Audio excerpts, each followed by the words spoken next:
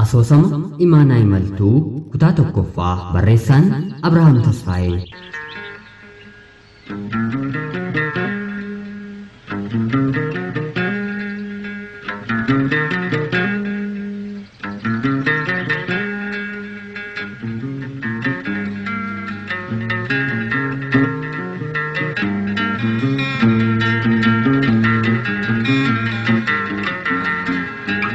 Ashamaa akkam jirtu kabajamtootaa hordoftoota qophii Oromiyaa 24 nagayaaf jaalalli tokkummaan bakka jirtan hundumaatti hunduma keessanii fi ato'ichaa guyyaa har'aas asoosamaa kutaa kutaatiin barreeffamuu mata duree Imaanaa Imaltuu jedhu kan Abrahaam Tasfaayeetiin barreeffamee isiniif qabadheen dhiyaadheera.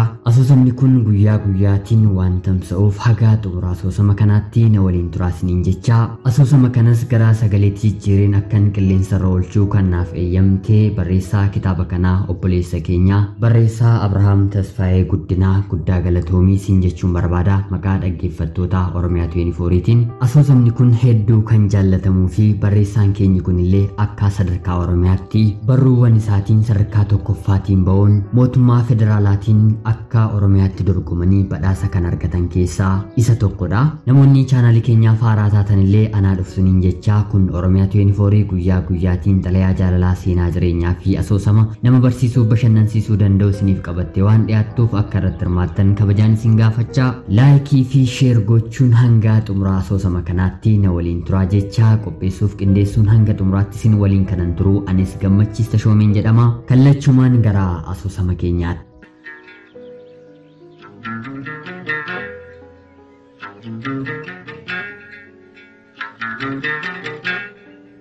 Imaanaa Imaltuu barreessaan Abrahaam Tasfaayee kutaa tokkoffaa.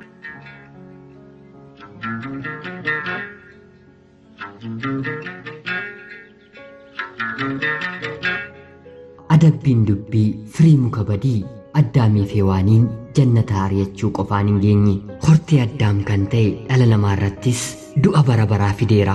Du'i dhala namaa maraaf dirqama irraa hin oolamne ta'e biyyeerraa waan dhufteef gara biyyeetti ni deebita. Harkisa dubbiin firii muka badii fide yeroon kaa'amee fi ga'ee du'anii hanga gara biyyeetti deebi'aniitti taa'anii nyaachuun hin jiru. Taa'anii qophaa'aa nyaachuun inni durafe amma dafqitee dafqatee nyaatta jedhama mitiire. Ajaja iftuu fi baay'ee gabaabduu dafqi ammas dabalii dafqa dafqite nyaataa dafqa nyaattu dafqi jooriis jaawware nuffuun hin jiru dadhabe jechuunis hin jiru.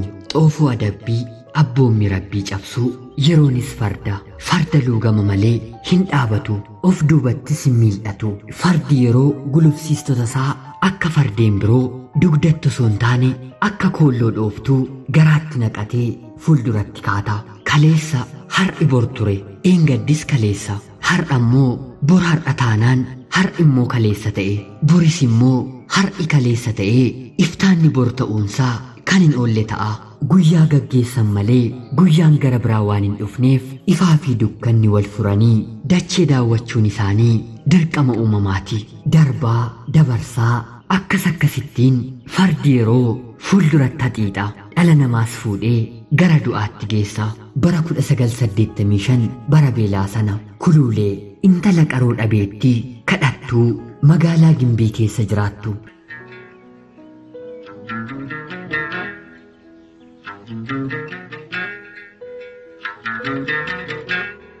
Bara 1985 bara beelaa sana kuluulee intala qaroo dhabeettii kadhattuu magaalaa Gimbii keessa jiraattuu fi gabaa maaliifuu kuusaa midhaanii jala bultu tokkotu galgala guyyaa tokko namticha eenyummaa isaan beekamneen gudeedamte. Sababa kanaanis daa'imni garaatti hafe. Guyyaan da'umsa ishee yommuu ga'ettis gargaarsa namootaatiin gara hospitaala Adventistii Gimbiitti geessamtee wal'aansa baqaqsanii hodhuutiin ilma deesse. Lubbuu keessummaan gara biyya lafaa kana dhuftetu iyya isaatiin kutaa da'umsichaa goole. Iyyees iyya akuukku buuse hadheeffatee boo'ee otuu ittiin jiraatiin jireenya addunyaa kanaa halaalatti argee sodaate. Iyyi isaa garaa nyaateenii gara addunyaa keessaa dhufetti yookiin gara gadameessa haadha isaatti akka deebi'uuf birmannaadhaaf namni isa bira dhufe garuu hin turre. Silaas kanaati eeyyamtee garaatii baafatte eenyu qabee garaatti haa deebisuufi innis isa kana hubachuun oollee iyya isaas dhiisee gara barbaacha harma haadha isaatti deebi'e. Icciitiin dhalachuu kan hubatamee fi garuu isaan booda ture. Kanneen isa dursanii turanii fi isa boodaan dhufanii dhalatanii argee jechuudha. Daa'imni reefu dhalatte kamiyyuu garaa nama nyaatti. Waa'een mucichaa immoo garaa nama nyaachuurra kan darbedha. Isuma dhalate kanayyuu luucca'aa rifeensa dugdarra tuullatee garaa haadha isaa keessaa bahe.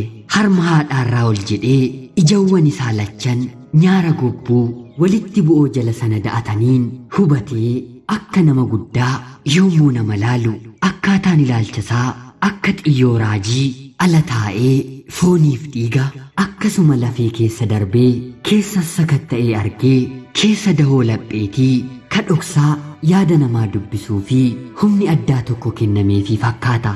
Simboon isaas akka ulfina mootii nama rifachiisa. Egaan simboon mucichaarraa akka ulfina mootii nama rifachiisa erga ta'ee hubamtuun jalqabaa deessistittii Dooktar Dorombeedha. Mucichi gadameessa kuluulee keessaa akka baheen kan buufate harka isheerra waan ta'eef sirriidha. Simboon mucichaa ishee rifachiiseera. Ittiinis hubamteetti. Hubuun irrayyuu darbee waggoota 20 darbaniif eebuu dhala godhachuu otoon ba'atiin waan hafteef ofirraanfachiiftee jiraatteetti. Umuriittiin dhala godhachuu hin dandeenye waggaa 50 isheetti daa'imni kun dhalachuun isheetti dammaqse. Yeroo kanattis faranjoota lammiilee Ameerikaa ogummaa fayyaa fi bulchiinsaatiin hospitaalicha tajaajilaa fi bulchaa turan keessaa Dooktar Dorombeen ishee tokkodha. Ispeeshaalistii wal'aansa gadameessaati. Dooktar Dorombeen hawaasa Gimbii fi naannoo isheetti argaman biratti maqaa gaarii qabdi. Keessattuu dubartoonni isheen deessiste jaalalaa fi kabaja guddaa qabuu fi dandeettii ishees gaafa raajanii dubbatanii fi harki ishee qoricha harki ishee ciniinsuu gabaabsa nagaan of kalchiisa jedhanii hamatuun harka Dooktar Dorombee. Dorombeen dhala godhachuu kan hin dandeenye dhala dhabduu turte.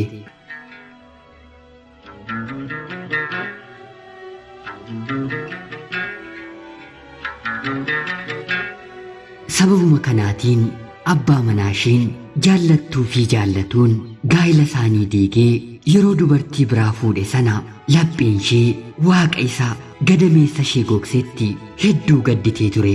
Dorombeen ammaan duratti haadholii hedduu deessisteetti. Mucoolii mimmiidhagoo hedduus argiteetti. Lapheen ishee garuu akka mucaa kanaatti kan itti rifate hin qabdu. Jennaanis qalbiin ishee laphee mucichaaf rifateetti otuu hasaasuu dhageesse akkana jedheen. Rifaatiin kee sababa malee miti. Tarii eenyutu beeka. Mucichi kaffaltii beenyaa waaqa kaleessa gadameessa kee onsee ta'a kan jedhuun lapheen hasaasaa qalbii dhagahe. Kanuma dhagahee dabarsees sammuu dhageessise. Jennaan Dorombeen bu'aa bayii malee haadhomuus ni yaadde. Mucichas ni mucoonfatte. Dhumarrattis miira kanaan oofamtee erga dhaqxee mucaa itti tolee harma haadha isaa hodhaa jiru butattee kaasuu isheetti baatte. Ija haadhomeenis achii gadi ilaalaa afaan Oromoo isa akka afaan dhaloota isheetti qulqulleessitee haasoftu sanaan kuluulee gaafattee dhala keenaa kenni jettee gaafatteeni. Kuluuleen godoo mataa jala kaa'attu kan hin qabne kadhaan bultuudha. Akkasumas qaroo dhabeettii guyyaan itti dukkanaa'e. Amma immoo yerootti biyyi waan nyaatu dhabee beela'e du'i beelaan da'atee balbala mana namaa hunda jala riphee taa'aa jiru keessa lubbuu biraan wanta nyaatu harka kuluulee irraa eegu tokko gara jireenya isheetti dhufeera. Quufa mormaa irratti gooba qeerroo dubbii jedhan sanatu kuluulee mudate.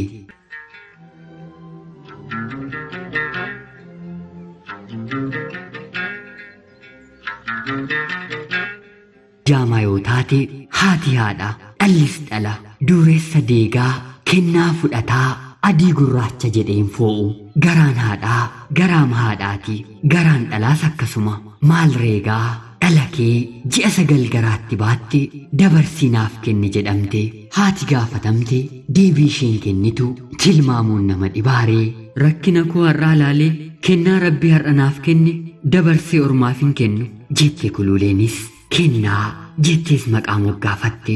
Maqaa seenaa qabu Dorombeenis deebii kennameef dhageessee battalumatti abdiin kunne dabaltee daddabaltee gama tokkootiin carraa mucichaa jalaa gubuutti jiraachuu ishee hubachiisu yaalaa, gama biraatiin ammoo waadaa gargaarsa seenaa haadha amansiistee yaada ishee duraarraa jijjiirsisuuf hedduu dhamaate. Haati garuu doorsisaa fi huruursaa sana mara homaatti otuun hediin diddaa ishee ittuma cichite. Yaaliin ishee sun marti dadhabbii akkasumaanii harkatti jalaa taanaan Dooktar Dorombeen akka dal'anuus akka mufachuus akka aaruus taatee akka waan dugda baasni waliif gaddinsa namummaa waliif kenninsa dhalaa fi haadhomaa ta'e. Haati dhala koon kennuu waan jetteef jibbamte.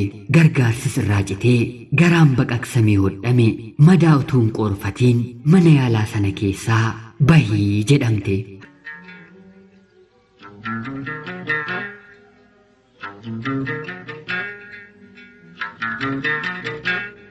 Haati hin ba'u jettee goolii utuun kaasiin harka tokkoon mucaa abbaa godhatteef hin beekne kaasuutti qabattee harka biraan ulee of dura afarsaa lafa tuttumachaa karaa ilaallataa dhiiga gadameessa ishee keessaa coccobsaa kuluuleen mooraa hospitaalichaa lakkistee baate.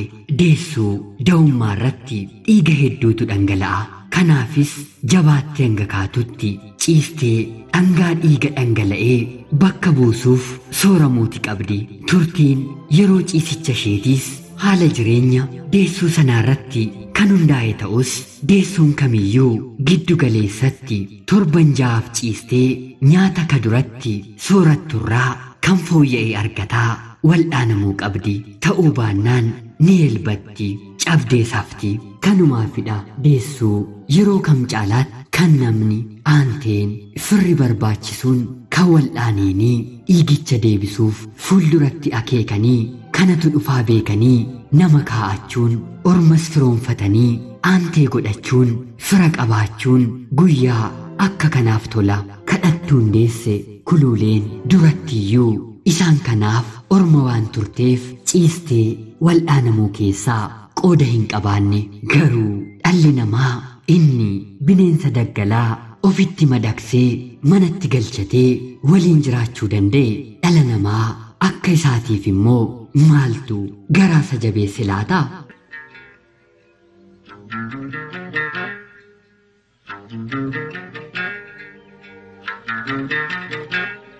Kanarratti immoo arraba isaanii kuluuleen moggaa gabaa erbee of dura aftee teessee sila maariyaam maaramiif jedhaatii yogguu isheen jettu muraasni ishee dhaga'e akka isan dhageenyetti boquusaa cabsatee bira darbe.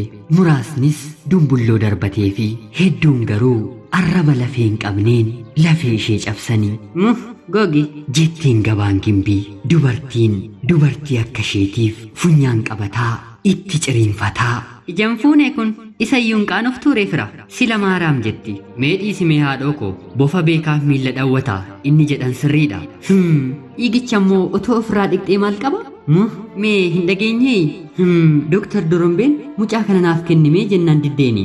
Maal qaba yoo laatteefi siin gonfa jennaan nan mari'adhaa jette jedhani. Yogguu jedhaniini kuluuleen mee dhiisaa maaloo waa'ee dhalaatuu beektanii jechuu malee hamaan afaan ishee keessaan ba'u. Hanga jedhanii isheenis hanga dandeessu dhageessee yommuu dadhabdu arraba gabaabaqa dhaqxee karra mana sagadaa jala teessi. Garuu achitti sinafuuf maaramiif jedhaatii na gargaaraa sila maariyaam jettee yeroo ishiin kadhattu ammammoo as dhuftee kee cubbuun dachaadha tokko ejjitee lammaffaa immoo carraa mucichaarra teesse jechuun nadheen abukaakkeen gandaa keessa cilaatta'aa adii itti haguugdees addeessitee fakkeessitee akka waan kaan yakkuun ofii qulqullooftee hidhii muxxeessitee waaqaan wal dhabsiisuuf wanta hedduu jette.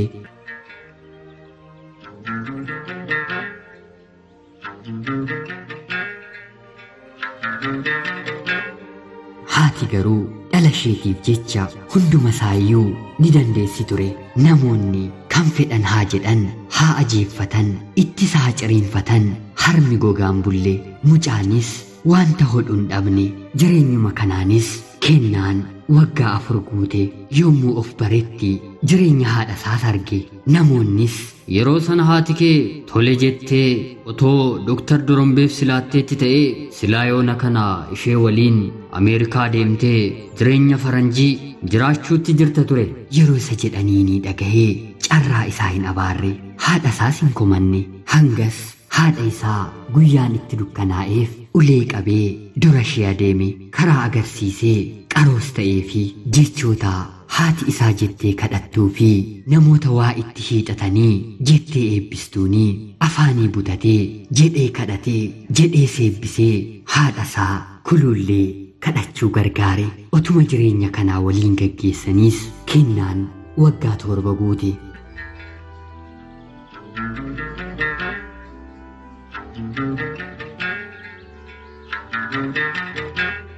kutaa lammaffaan itti fufaa. Asoosama imaanaa imaltuu Abrahaam Tasfaayetiin barreeffame.